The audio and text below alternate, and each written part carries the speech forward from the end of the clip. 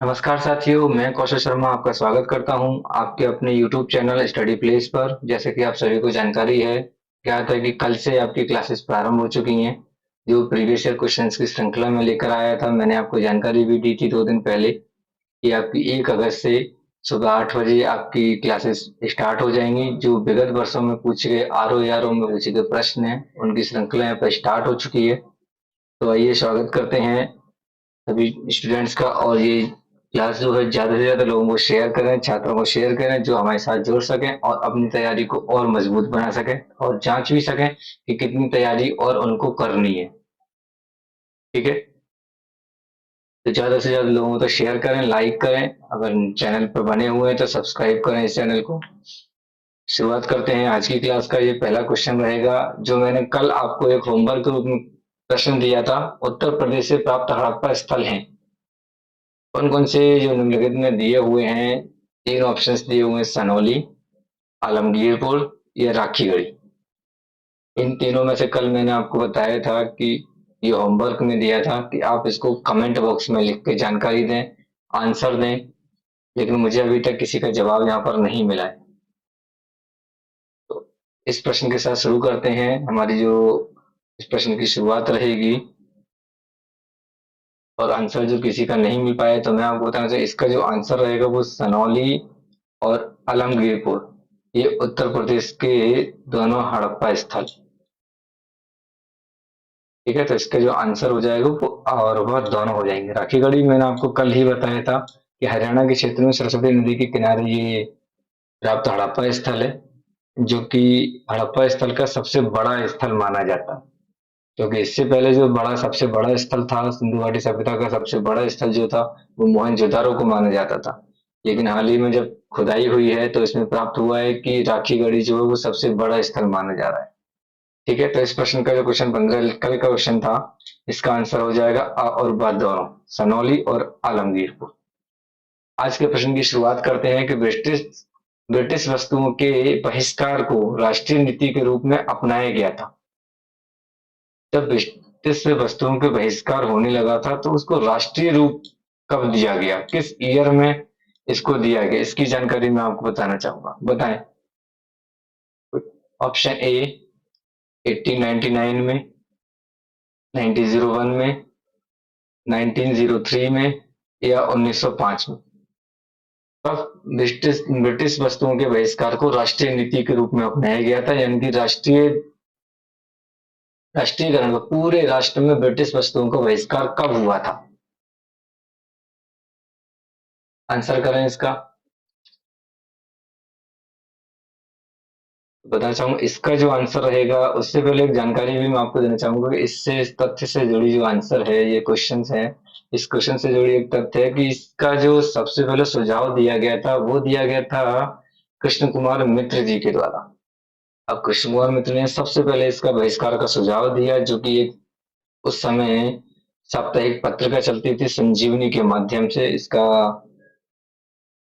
सुझाव दिया गया था कि हमें ब्रिटिश वस्तुओं का बहिष्कार करना चाहिए जिससे हम अंग्रेजों की कमर को तोड़ सकें, हम उन पर निर्भर ना रहें। इसलिए इस सुझाव दिया गया था कृष्ण कुमार मित्र जी के द्वारा, जो कि दिया गया था 13 जुलाई 1905 का जो अंक आया था साप्ताहिक पत्रिका संजीवनी का, उसमें ये सुझाव दिया गया था। फिर एक मीटिंग होने वाली थी उसी दौरान, 7 अगस्त 1905 में एक मीटिंग हुई थी कोलकाता के टाउन हॉल में। और उस जो मीटिंग हुई थी उसमें सुरेंद्रनाथ बनर्जी ने या उनसे रिलेटेड और भी जैसे नेता हैं, सुरेंद्रनाथ बनर्जी जैसे नेताओं ने इस सुझाव को स्वीकार कर लिया और 1905 में इस बहिष्कार के लिए एक्सेप्टेंस मिल गई। तो इसका जो आंसर हो जाएगा वो हो जाएगा 1905 के ब्रिटिश वस्तुओं का जो बहिष्कार था वो राष्ट्रीय रूप से पूरे भारत में बहिष्कार किया जाए, तो वो 1905 में 9 अगस्त को यहाँ पर स्वीकृति मिल गई थी। अगर बात करें तो इसी बहिष्कार के लिए अरविंद घोष जी ने भी अपने स्वदेशी विचारधारा के तहत भी ये प्रस्ताव सुझाव दिया था। और एक आगे चलकर क्या हुआ था कि आगे चलकर जब सहयोग आंदोलन चल रहा था, महात्मा गांधी जी द्वारा सहयोग आंदोलन चलाया जा रहा था, उस दौरान भी महात्मा गांधी जी ने जब ये सुझाव सुझाव दिया तो इस सुझाव को रविन्द्रनाथ टैगोर ने इसे निष्ठुरवादी की संज्ञा दी थी। क्यों?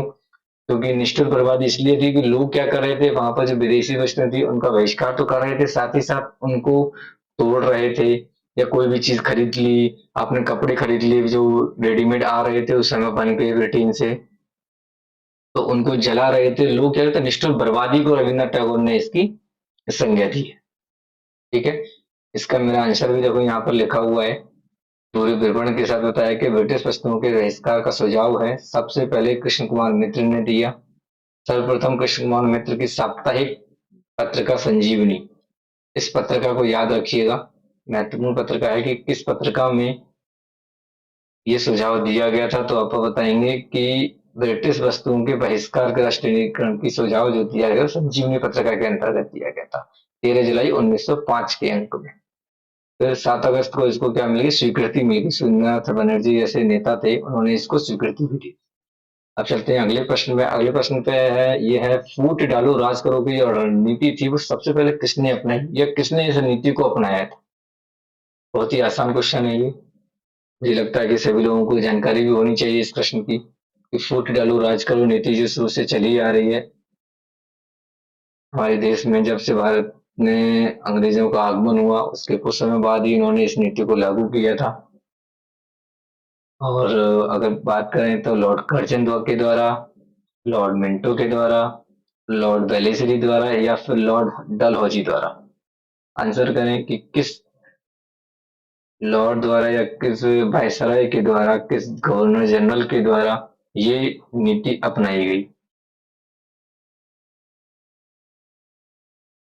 तो एक क्रांति के रूप में मैं जानकारी देना चाहूंगा कि ये जो क्रांति हुई थी हमारे यहाँ पर 1857 की क्रांति जो मेरठ से शुरू हुई थी, इस 1857 की क्रांति में अंग्रेजों के छक्के छुड़ा दिए थे। क्यों? क्योंकि अंग्रेजों ने इस क्रांति से सबक लिया और उन्हें दिखाई दिया कि अंग्रेजों जो भारतीय हैं, भारतीयों की एकता को देखते हुए उन्हें बहुत परेशानी हुई इस 1857 की क्रांति से निपटने में भी, और इसीलिए उन्होंने एक नीति अपनाई जो फूट डालो राज करो की नीति कही जाती है, मानी जाती है। ये सबसे पहले जो अपनाई गई थी वो लॉर्ड कर्जन के द्वारा अपनाई गई थी, और इसी इन्होंने ही, जो लॉर्ड कर्जन को आप जानते हैं कि बंगाल विभाजन के रूप में जो 1905 में बंगाल विभाजन हुआ था, इस बंगाल विभाजन के दौरान लॉर्ड कर्जन ही वायसराय हुआ करते थे। बंगाल विभाजन भी इस रणनीति का एक अंग था, क्योंकि उन्होंने देख लिया था कि हिंदू मुसलमानों को जब तक अलग नहीं करेंगे तब तक भारत पर अधिक से अधिक कमाई नहीं कर पाएंगे, उनका व्यापार कमजोर पड़ रहा था। तो इसीलिए उन्होंने एक नीति अपनाई जो बैकएंड में नीति चल रही थी। वायसराय क्या करते थे कि हिंदू पुजारी हुआ करते थे, पुरोहित हुआ करते थे, उनको अपने पास बुला करके गुप्त रूप से उन्हें पैसे दे के मुसलमानों के विरोध में बुलवाते थे। ऐसी कभी कभी मुसलमानों के जो बड़े बड़े नेता थे, या फिर कह सकते हैं कि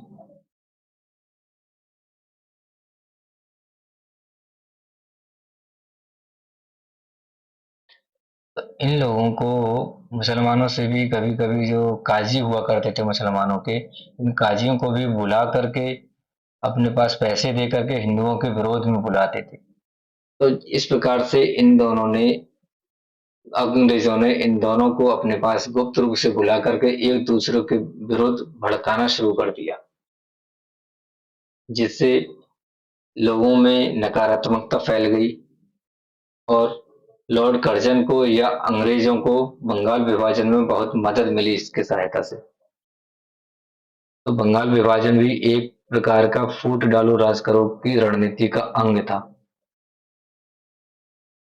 मैंने यहाँ पर लिखा भी है कि सन 1905 में लॉर्ड कर्जन ने मुस्लिम बहुल वाले प्रांत का सृजन किया। उनके उद्देश्य से बंगाल को दो भागों में बांट दिया, और इसे ही बंग भंग के नाम से भी जानते हैं।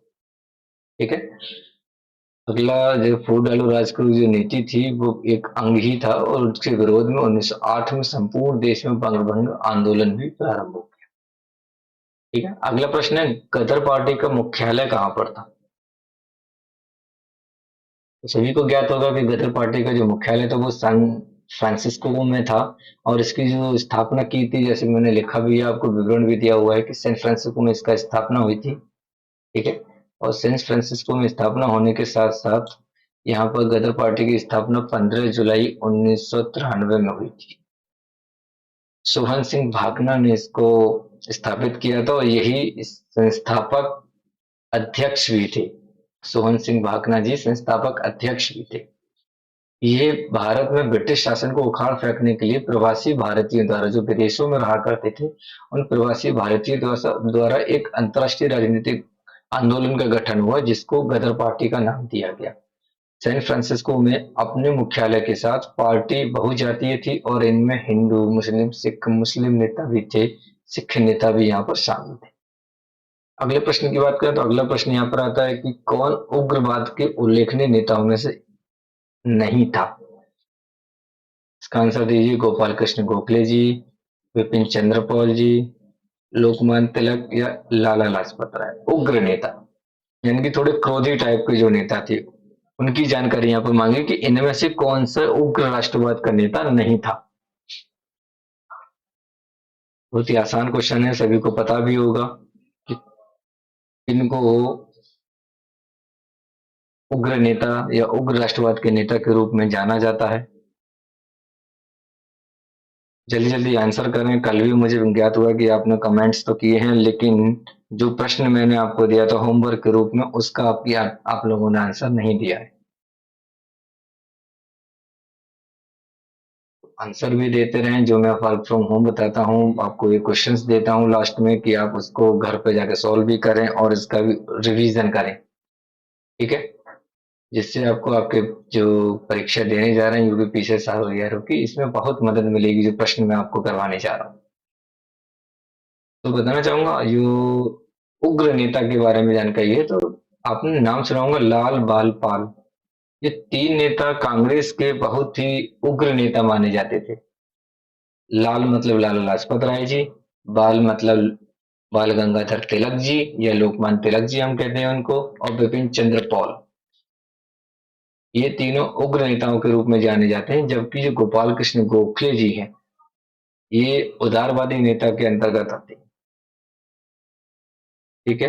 अगर बात करें गोपाल कृष्ण गोखले जी की, तो गोपाल कृष्ण गोखले जी का जो जन्म हुआ, तो वो 1857 की जब क्रांति हुई थी, उसके 9वें वर्ष में इनका जन्म हुआ था। ठीक है। अगले प्रश्न पर आते हैं। अगला प्रश्न, जैसे मैंने बताया कि उग्र राष्ट्रवाद के जनक जो है बाल गंगाधर तिलक कहा जाता है। ठीक है। एक अलग से एक जानकारी मैंने आपको दी है, इन चीजों को नोट कर लिया करें जो मैं आपको बताता हूँ। उग्र राष्ट्रवाद के जो जनक हैं वो बाल गंगाधर तिलक जी हैं।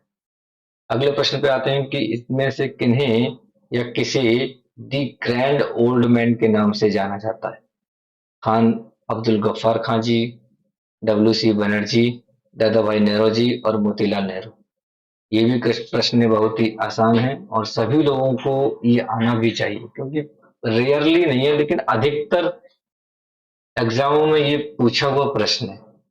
2000 आर ओ यारो में भी पूछा गया है, एसएससी में भी ये पूछा जा चुका है, यूपी ट्रिपल एससी में भी इस प्रश्न को पूछा हुआ है, पेट में भी आया हुआ ये क्वेश्चन है। तो इसको ध्यान रखें और बताएं कि द ग्रैंड ओल्ड मैन के नाम से कौन जाना जाता है। खान अब्दुल गफ्फार खान जी, डब्ल्यू सी बनर्जी, दादा भाई नेहरू जी, या फिर मोतीलाल नेहरू। मोतीलाल नेहरू जी को क्या कहा जाता है? दादा भाई नेहरू जी को कहा जाता है, डब्ल्यू सी बनर्जी को कहा जाता है। जल्दी बताएं किसको क्या कहा जाता है।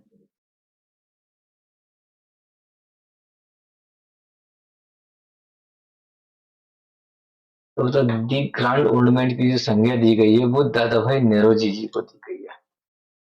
ठीक है। ये बहुत ही आसान क्वेश्चन था। अगले प्रश्न की ओर चलते हैं। ये प्रश्न है कि इनमें से कौन भारतीय संविधान सभा का अध्यक्ष था। अब जब संविधान सभा बन रही थी, उसमें अध्यक्ष की रिक्वायरमेंट होती है। कोई भी सभा होती है उसमें अध्यक्ष भी होते हैं, उपाध्यक्ष भी होते हैं। ठीक है। तो यहाँ पर जो भारतीय संविधान सभा जब बनी थी, जब हमारा देश आजाद हुआ था, तो उस दौरान की बात आपसे जानकारी पूछी जा रही है कि उस दौरान जब संविधान सभा का गठन हुआ, तो उस गठन के दौरान कौन संविधान सभा का अध्यक्ष था? राजेंद्र प्रसाद जी, पीटी नेहरू जी, सरदार वल्लभ भाई पटेल जी या फिर B R Ambedkar ji? Answer दें इसका भी। संविधान सभा का गठन हुआ था उसकी भी जानकारी दें कि संविधान सभा का जो गठन हुआ वो कब हुआ या पहली मीटिंग कब हुई थी। ये सारी जानकारी हमें संविधान सभा से जुड़ी होती है, उनको जानकारी होनी भी चाहिए। तो इस प्रश्न का आंसर जो रहेगा वो होंगे डॉक्टर राजेंद्र प्रसाद जी। क्या होंगे? संविधान सभा के अध्यक्ष के रूप में डॉक्टर राजेंद्र प्रसाद जी को माना जाता है और उनको अध्यक्ष चुना भी गया था। ठीक है। अगर बात करें डॉक्टर राजेंद्र प्रसाद जी तो थे परमानेंट अध्यक्ष, लेकिन जो इनसे पहले अध्यक्ष थे, इनसे पहले जो अध्यक्ष थे इनके अस्थायी जो डॉक्टर सच्चिदानंद सिन्हा जी को अस्थायी सदस्य चुना गया था। जब संविधान सभा स्थापित की गई थी 6 दिसंबर 1946 को, तब उस दौरान डॉक्टर सच्चिदानंद सिन्हा जी को एक अस्थायी सदस्य चुना था, अध्यक्ष चुना था। और इन्होंने ही जो पहली मीटिंग हुई थी 9 दिसंबर 1946 को, पहली मीटिंग जो संविधान सभा की अध्यक्ष की बैठक हुई थी या पहली मीटिंग हुई थी, उस दौरान अस्थायी अध्यक्ष के रूप में सच्चिदानंद सिन्हा जी थे। ठीक है। बात करते हैं पीटी नेहरू जी की। अगर पीटी नेहरू की बात करें तो ये प्रारूप समिति, ये एक समिति थी जो थी केंद्रीय घटना समिति के अध्यक्ष थे। सरदार वल्लभ भाई पटेल जी की बात करें तो पटेल जी तो प्रांतीय घटना समिति के अध्यक्ष थे। दोनों ध्यान रखने का, दोनों घटना समिति के अध्यक्ष थे। नेहरू जी भी, पटेल जी, लेकिन नेहरू जी थे वो केंद्रीय घटना समिति के अध्यक्ष थे, जबकि पटेल जी प्रांतीय घटना घटना समिति के अध्यक्ष थे। ठीक है। अम्बेडकर जी को सभी जानते हैं कि प्रारूप समिति के अध्यक्ष बी आर अम्बेडकर जी थे। ठीक है। तो इस प्रश्न का आंसर होगा डॉक्टर राजेंद्र प्रसाद। ओके। आप लोग आंसर्स नहीं दे रहे हो, बता ही नहीं रहे हैं आंसर्स। आप लोग आंसर देंगे तभी तो पता लगेगा कि आप कितना पढ़ रहे हैं या कितने पढ़ने की रिक्वायरमेंट है। तो आंसर्स नहीं दें, नए बंदे हैं तो इस क्लास को शेयर भी करें जिससे ज्यादा से ज्यादा बंदे जुड़ सकें, ज्यादा से ज्यादा छात्र यहाँ पर जुड़ें और अपनी तैयारी को जांच सकें। ठीक है। अगले प्रश्न की ओर चलते हैं। जैसे मैंने आपको लिखा भी है इस प्रश्न के डिटेल के रूप में कि राजेंद्र प्रसाद जी को भारतीय संविधान का अध्यक्ष चुना गया था, नियुक्त किया गया था। इनसे पहले डॉक्टर सच्चिदानंद सिन्हा जी को संविधान का अस्थायी सदस्य चुना गया था। क्या कैसे अध्यक्ष थे? अस्थायी सदस्य अध्यक्ष थे, जिन्होंने 9 दिसंबर 1946 को हुई संविधान सभा की पहली बैठक की अध्यक्षता की थी। ओके।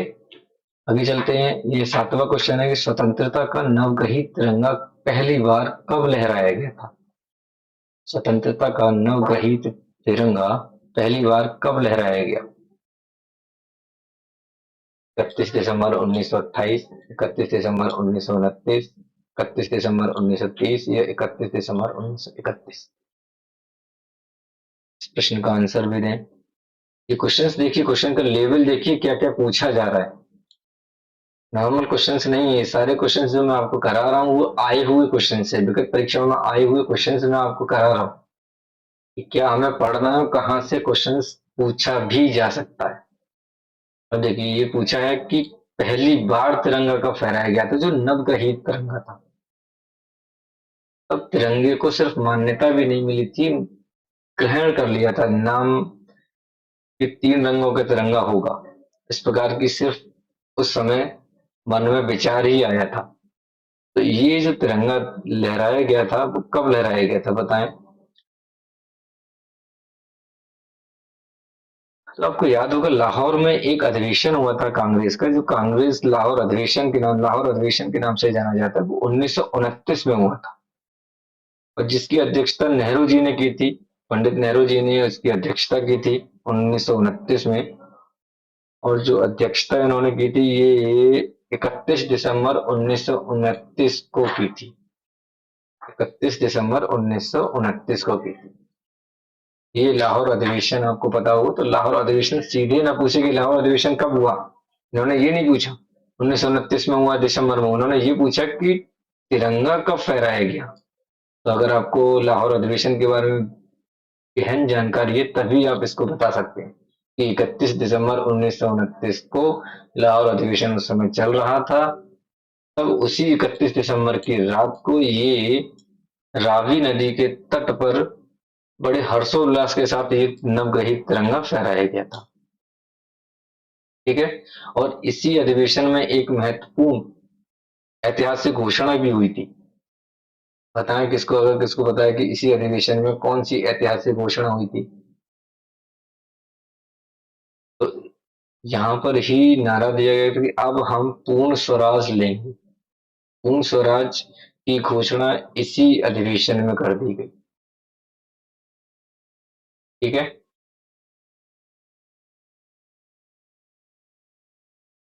पूर्ण स्वराज की जो वो थी इन लोगों की मान्यता कि हम यहाँ पर पूर्ण स्वराज लेंगे, तो इसकी इन लोगों ने जानकारी यहीं पर दे दी, यहीं पर मान्यता मिल गई कि ये पूर्ण स्वराज यहीं पर लिया जाएगा।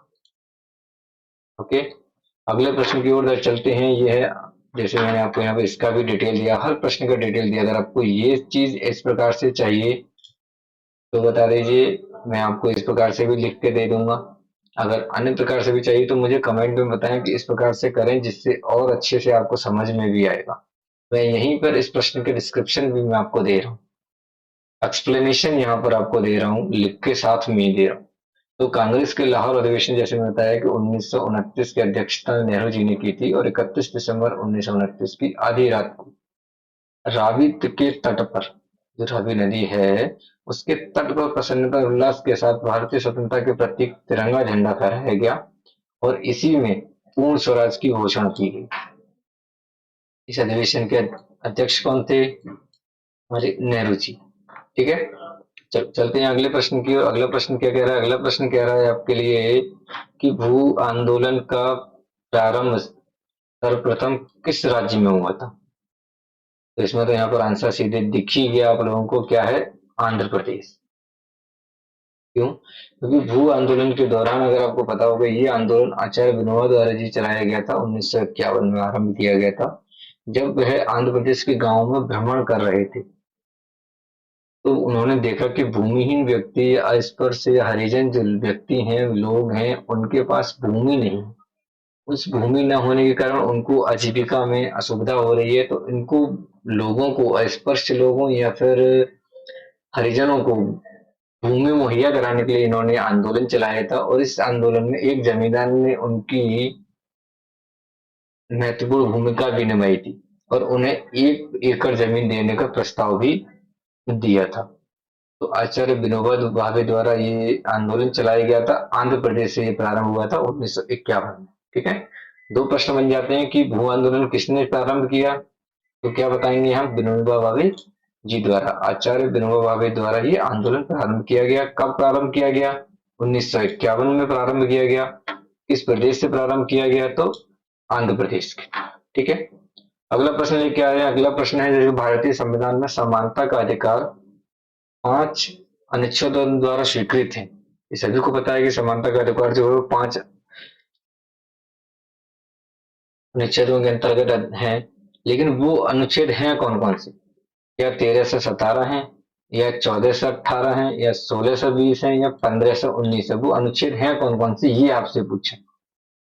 समानता का अधिकार आपको जानकारी होगी, ये तो अनुच्छेद आपको सभी को पता भी होगा कि समानता कहाँ से कहाँ तक मिलती है, या किस प्रकार की स्वतंत्रता हमें कब मिलती है, ये जानकारी आप लोगों को है। और बताएं आंसर।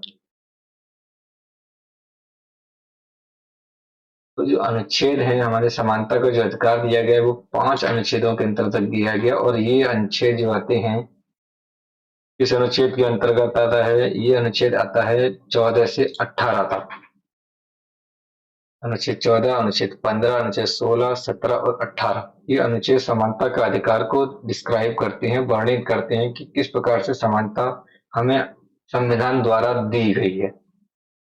आर्टिकल 14 की अगर मैं बात करूं तो आर्टिकल 14 कहता है कि कानून की समक्ष क्षमता और कानून की समान संरक्षण, यानी कि कानून से ना कोई बड़ा है और कानून के सामने सभी बराबर हैं।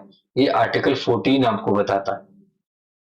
आर्टिकल 15 की बात करें तो आर्टिकल 15 की बात ये कहता है कि कोई भी राज्य, धर्म, जाति, लिंग, भाषा या जन्म स्थान के आधार पर कोई भेदभाव नहीं करेगा। ये आर्टिकल 15 आपको बताता है। आर्टिकल 16 की बात करें तो आर्टिकल 16 बताता है समान अवसर प्रदान करेगा। इनकी जो राज्य हैं, राज्य रोजगार में सभी नागरिकों के लिए समान अवसर प्रदान करेगा। ठीक है। आर्टिकल 17 बताता है कि अस्पृश्यता का उन्मूलन, इनकी छुआछात नहीं होनी चाहिए। ये छुआछात जो है वो इसी आर्टिकल के अंतर्गत समाप्त की गई है। जैसे हरिजनों के रिगार्डिंग लोगों में छुआछात की भावना रहती है, तो वो भावना को समाप्त करने के लिए आर्टिकल 17 का उपयोग किया गया है। आर्टिकल 18 की अगर हम बात करें तो आर्टिकल 18 जो कहता है उपाधियों का अंत करता है। उपाधियों को हम जैसे कहते हैं शर्मा जी आ रहे हैं या ठाकुर साहब आ रहे हैं, इस प्रकार से उपाधि लगा लेते हैं ना लोग, जो लोगों द्वारा ही दी जाती थी उपाधि थी। तो उन उपाधियों को अंत करने के लिए ही आर्टिकल 18 का उपयोग किया, क्योंकि सभी लोग समान है, कोई ये नहीं कहेगा कि ये बड़ा है ये छोटा है, ये सारी चीजें समता के आधार पर ही की गई हैं, इसीलिए आर्टिकल 18 लागू भी किया गया है। लेकिन दो उपाधियां हैं, सैन्य द्वारा यानी कि सेना द्वारा जो उपाधि दी गई है, या फिर आपको शैक्षणिक जो उपाधियां होती हैं जैसे डॉक्टर होते हैं, प्रोफेसर होते हैं, ये आप अपने नाम के आगे लगा सकते हैं। ठीक है। तो ये 5 आपके समता या समानता के अधिकारों को वर्णित किए गए हैं। आर्टिकल 14 जो कानून के समक्ष समता या कानून के समान संरक्षण से संबंधित है। आर्टिकल 15 जो राज्य यानी कि कोई भी राज्य धर्म, लिंग, जाति, जन्म स्थान या भाषा के आधार पर भेदभाव नहीं करेगा। आर्टिकल 16 समान अवसर प्रदान करेगा, रोजगार के समान अवसर प्रदान करेगा राज्य। 17 अस्पृश्यता का उन्मूलन किया गया है और आर्टिकल 18 के द्वारा उपाधियों का अंत किया गया है। ठीक है। जैसे मैंने यहाँ पर लिख भी दिए हैं आप लोगों के लिए कि आर्टिकल 14 क्या कहता है, आर्टिकल 15 क्या कहता है, इनको पढ़ लीजिएगा आप। जिसे आर्टिकल 16 की बात करें तो मैंने बताया कि सार्वजनिक रोजगार या राज्य के अधीन किसी भी कार्यालय में की नियुक्ति के सभी मामलों में सभी नागरिकों को समान अवसर की समानता, ठीक है, समान अवसर प्रदान किए जाएंगे आप लोगों को। राज्य धर्म, नस्ल, जाति, लिंग, जन्म स्थान के आधार पर कोई भेदभाव निषेध नहीं करेगा। आर्टिकल 17 मैंने आपको बताया अस्पृश्यता का उन्मूलन भी इसी के द्वारा ही किया गया है और इसके अभ्यास पर भी रोक है, यानी कि आप किसी से छूटछाट नहीं कर सकते अगर कहीं पर सार्वजनिक स्थानों पर अगर आप हैं तो। 18 की बात करें तो 18 सैन्य शैक्षणिक उपाधियों को छोड़कर उपाधियों का अंत, इनकी इनको छोड़कर कौन कौन सी शैक्षणिक और सैन्य को छोड़ जो उपाधियां हैं इनको छोड़कर, जैसे जनरल साहब है तो जनरल साहब अपने आगे लगा सकते हैं कि रिटायर्ड जनरल या लेफ्टिनेंट, क्योंकि वो सैन्य से संबंधित है। ठीक है। शैक्षणिक है तो प्रोफेसर लगाते हैं व्यक्ति, डॉक्टर कोई किसी ने पीएचडी की हो इसको डॉक्टरेंट और डॉक्टर की उपाधि लगती है। ठीक है। तो ये शैक्षणिक और सैन्य तो मिलती हैं, लेकिन बाकी जो उपाधियां जो स्वयं से लोग लगा लेते हैं वो हटा दी गई है, उनका अंत आर्टिकल 18 के माध्यम से किया जाता है। ठीक है। अभी चलते हैं अपने अगले प्रश्न की ओर। जो अगला प्रश्न है क्वेश्चन 10, और ये कहता है कि भारत के संविधान के निर्माताओं ने जब भारत के संविधान का निर्माण कर रहे थे तब मौलिक अधिकारों को अवधारणा थी, यानी कि नागरिकों को मौलिक अधिकार कुछ दिए जाने चाहिए। जैसे अभी मैंने आपको 14 से 18 जो अधिकार दिए गए हैं ये मौलिक अधिकारों के अंतर्गत आते हैं।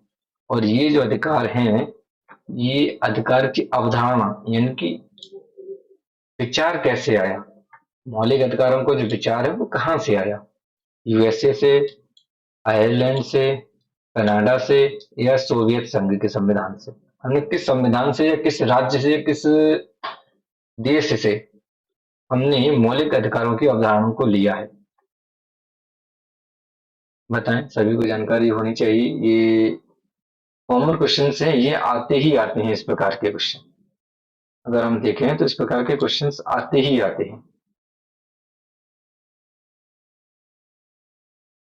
तो अगर यूएसए की बात करें तो हमने जो मौलिक अधिकारों की अवधारणा जो वो हमें यूएसए से ही मिली है। यूएसए के संविधान में ही मौलिक अधिकार अपने नागरिकों को दिए गए और वहीं से हमने ये अवधारणा आई और इसको हमने अपने ही नागरिकों में लागू किया अपने अनुसार।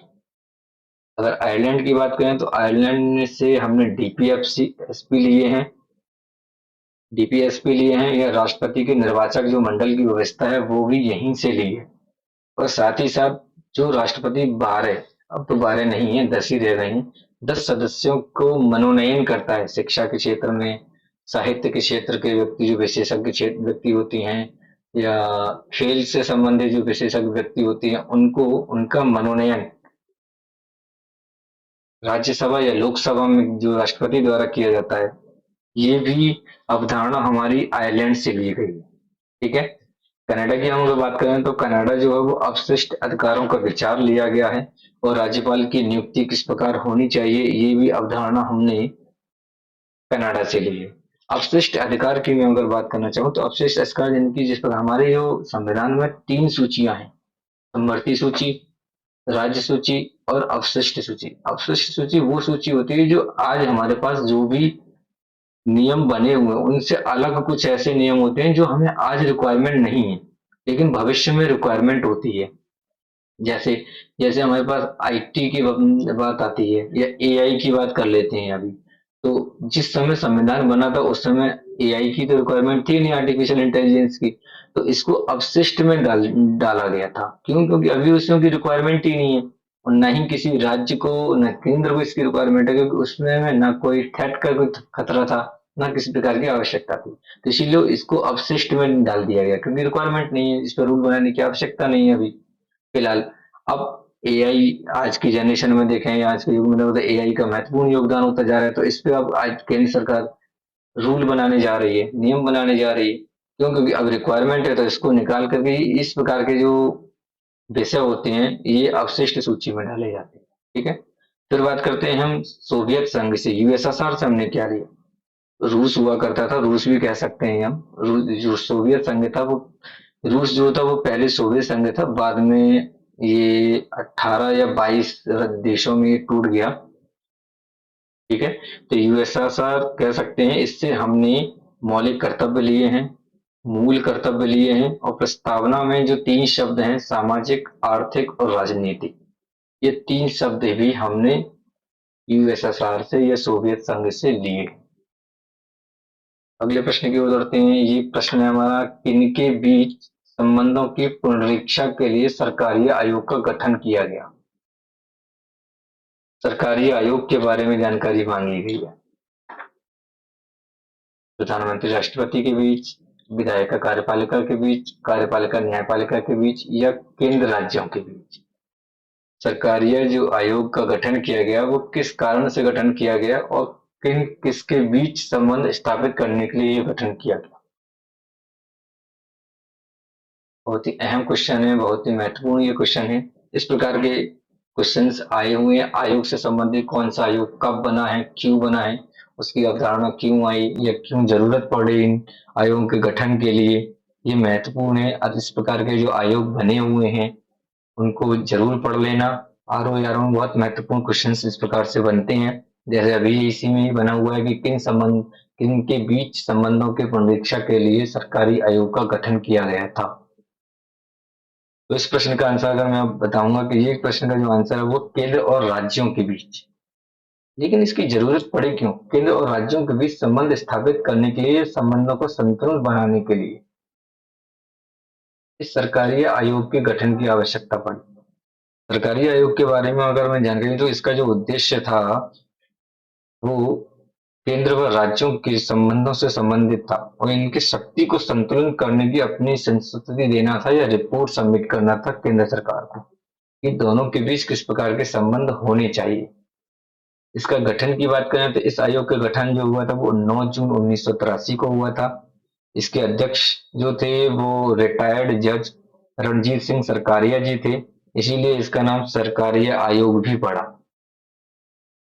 इस आयोग ने अपनी जो रिपोर्ट सौंपी थी ये 1988 में रिपोर्ट अपनी सबमिट की थी, यानी कि 83 में बना था। लगभग 5 साल लग गए इस समझने में कि केंद्र और राज्य के बीच क्या क्या संबंध होने चाहिए और किस प्रकार की शक्ति का संतुलन होना चाहिए।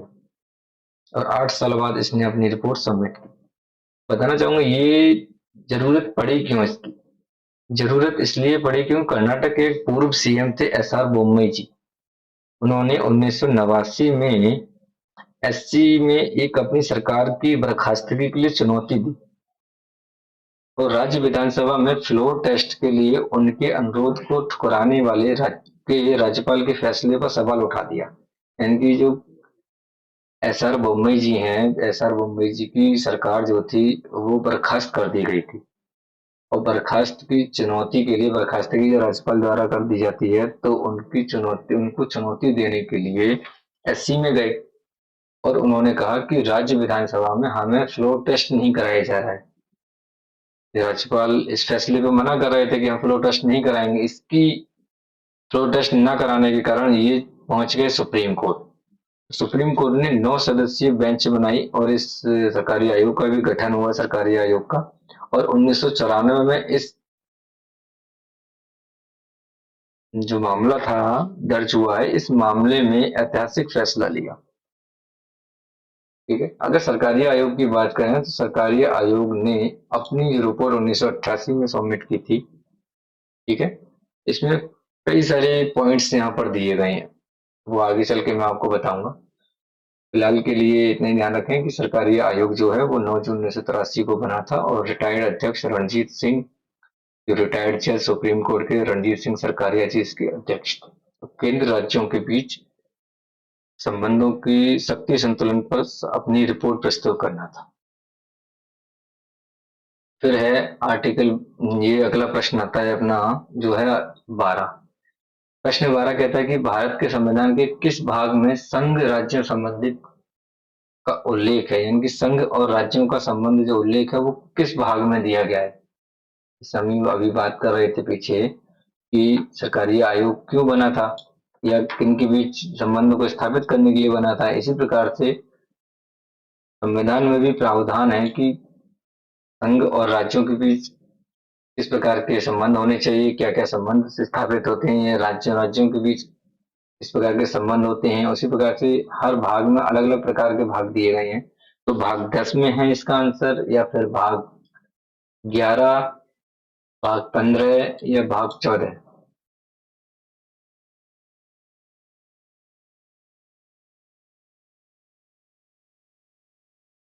बताएं इसका आंसर बताइए।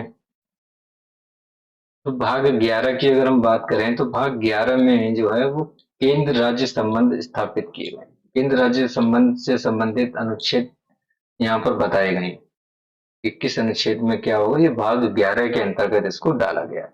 भाग 10 की अगर हम बात करें तो भाग 10 में अनुसूचित और जनजातीय क्षेत्र शामिल किए गए हैं, जिसमें आर्टिकल 244 और 244 ए का उल्लेख है। और यहीं पर भाग 10 में ही राष्ट्रपति को एक अधिकार दिया गया है, वह है कि राष्ट्रपति किसी भी क्षेत्र को अनुसूचित क्षेत्र घोषित करने का अधिकार राष्ट्रपति को दिया गया है। अगला प्रश्न कहता है कि यदि भारत के राष्ट्रपति या उपराष्ट्रपति दोनों त्याग पत्र दे दें तो ऐसी स्थिति में राष्ट्रपति के रूप में कौन कार्य करेगा। ये भी बहुत महत्वपूर्ण प्रश्न है। लोकसभा का अध्यक्ष करेगा, प्रधानमंत्री को बन जाना चाहिए, गृह मंत्री राष्ट्रपति का कार्य करेगा, या फिर सर्वोच्च न्यायालय के मुख्य न्यायाधीश। अगर राष्ट्रपति उपराष्ट्रपति दोनों ही एक साथ त्याग पत्र दे दें या आगे पीछे करके त्याग पत्र दे दें, दोनों ही अनुपस्थित हों या दोनों ही सीटें खाली हों, पद खाली हों, तो उस स्थिति में कौन राष्ट्रपति के कार्यों का वहन करेगा, बताएं।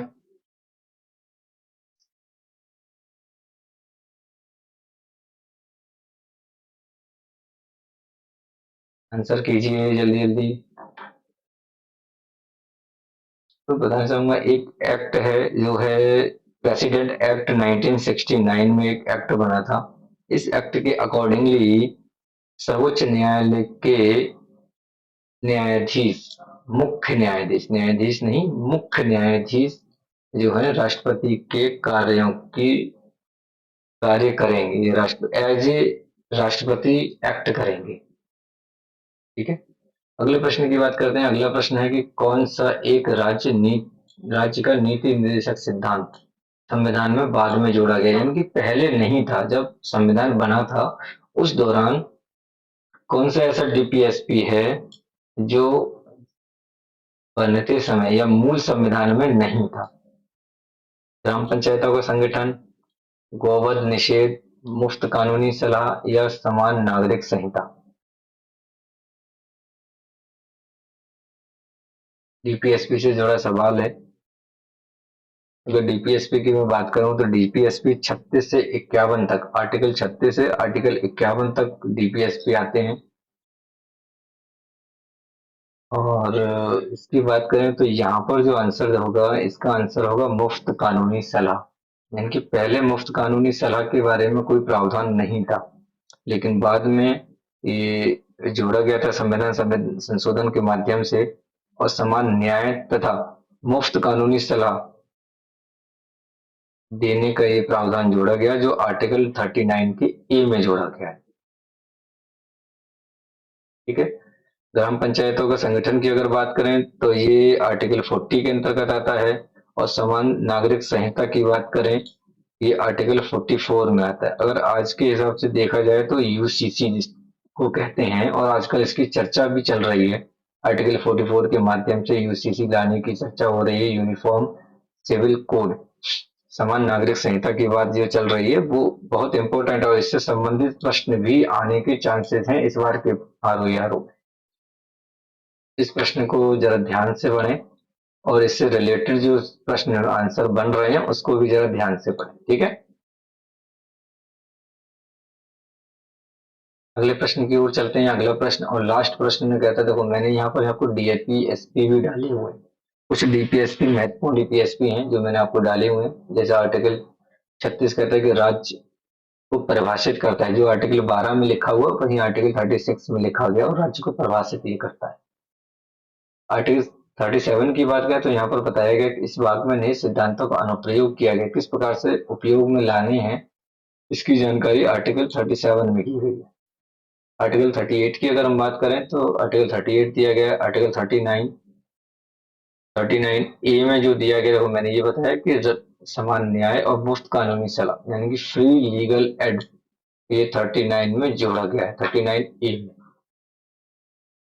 ग्राम पंचायतों का संगठन, अनुच्छेद 40, अनुच्छेद 44, नागरिकों के लिए समान नागरिक संहिता, यूनिफॉर्म सिविल कोड। ठीक है। ये तीनों ही मैंने यहाँ पर ऐड कर दिए। अगला और लास्ट प्रश्न मैं आपको बताना चाहूंगा कि अगला और लास्ट प्रश्न है कि भारत में न्यायिक सक्रियता किससे संबंधित है? प्रतिबद्ध न्यायपालिका से, जनहित याचिका से, या न्यायिक पुनरावलोकन से, या न्यायिक स्वतंत्रता से। तो ये प्रश्न आपको कल के लिए होमवर्क के रूप में मैं आपको दे रहा हूँ। ये आपको कल बताना है, कमेंट में आपको हमें बताना होगा। ठीक है। मैं आपको करवाऊंगा कल, फिर से आपको इस प्रश्न का जवाब दूंगा। जैसे आज मैंने कल के प्रश्न का जवाब दिया था, इस प्रकार से आज भी मैं इस प्रश्न का जवाब दूंगा, लेकिन आज नहीं, कल आपको इस प्रश्न का जवाब मिलेगा। कमेंट बॉक्स में कमेंट करके बताएं कि इस प्रश्न का आंसर क्या होगा। भारत में न्यायिक सक्रियता किससे संबंधित है? आप लोग कमेंट भी नहीं कर रहे हैं, और अधिक से अधिक शेयर करें इस लाइव को। अगर आप लोगों को पसंद आई हो ये क्लास तो शेयर करें, ज्यादा से ज्यादा लोगों तक पहुंचाएं, जिससे अपनी जानकारी को जो छात्र हैं वो अपने संबंधित जो भी पढ़ाई कर रहे हैं, आर ओ से संबंधित या किसी यू एग्जाम से संबंधित जो तैयारी कर रहे हैं, उनसे कहें कि इस चैनल से जुड़ें, और ज्यादा से ज्यादा छात्रों को यहाँ पर अटैच करने की कोशिश करें, शेयर करें इस लिंक को, इस वीडियो को। ठीक है। तो आज के लिए इतना ही। कल मिलते हैं पुनः सुबह 8 बजे। तब तक के लिए धन्यवाद।